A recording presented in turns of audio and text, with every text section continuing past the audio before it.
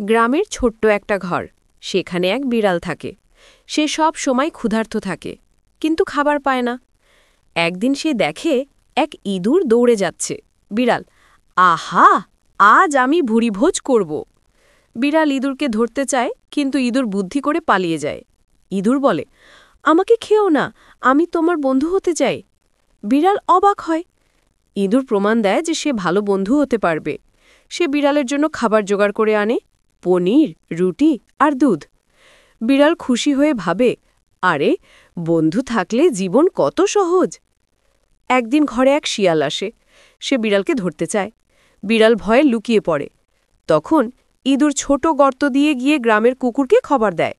কুকুর এসে শিয়ালকে তাড়িয়ে দেয়। বিড়াল বুঝতে পারে আসল বন্ধু কে।